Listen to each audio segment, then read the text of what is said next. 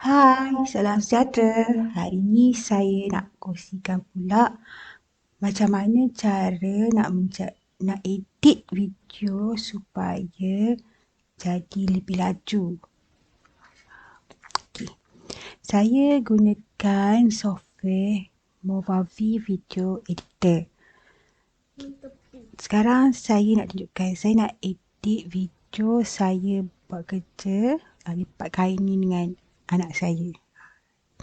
Video ni dah siap lah. Kalau siap nanti saya share dekat YouTube. Tapi hari ni saya tengok macam mana saya edit video ni jadi laju. Sebab takkanlah nak tengok lipat kain ni sampai 10 minit kan.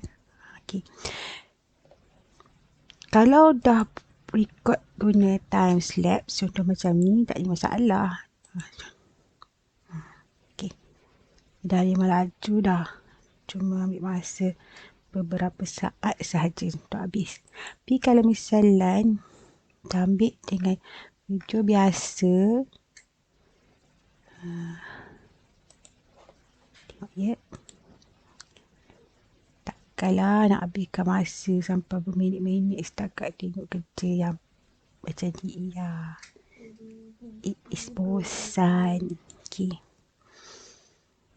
Saya dah buangkan volume kat bawah sebab bila kita lajukan video, suara video tu dia dah tak bunyi. Dia bunyi cicit. Jadi saya dah buangkan suara je. Nak buang suara je. Kat sini lah. Lepas tu delete lah. Make sure highlight bahagian suara sahaja. Tu. Delete lah. Hilang suara. Okay, kita mulakan. Okay, mula-mula sekali kita pilih klip video yang nak kita edit. Okay, saya pilih klip video ni lah, yang nombor 1 ni. Sebelum kita edit, lajukan je. Video ni masa yang diambil adalah 8 minit. Lama tu. So, saya nak cepatkan je. Buang dulu suara. Kalau tak nak, nanti suara tu tak apa-apa. Klik kat klip tu. Keluarlah klip property. Kalau original, speed dia adalah 100%. Jadi saya nak lajukan je dalam 300% kot. Try. Kita try. Asalkan je range masa yang saya nak dalam 3 minit je. Boleh tarik dekat benda bulat ni. Biasa susah nak tarik apa. Banyak kau nak. Tapi kalau letak kat sini, tulis je terus. Katalah 300. Kan senang. Berapa minit mungkin dah. Daripada 8 minit tadi. Cuma 3 minit cukup. Alhamdulillah. So kita tengok apa efeknya.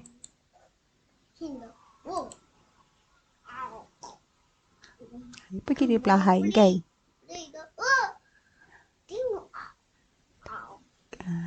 Ini dah jadi. Sebelum jadi, tengok. Pause sekejap. Korang tekan balik sini 100. Okay.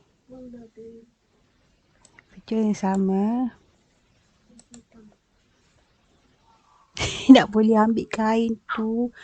Letak tu, ya Allah. So, perlahan. Dan dia bosan. Sebab tak ada apa kan. Kalau kau tengah buat tutorial ke apa.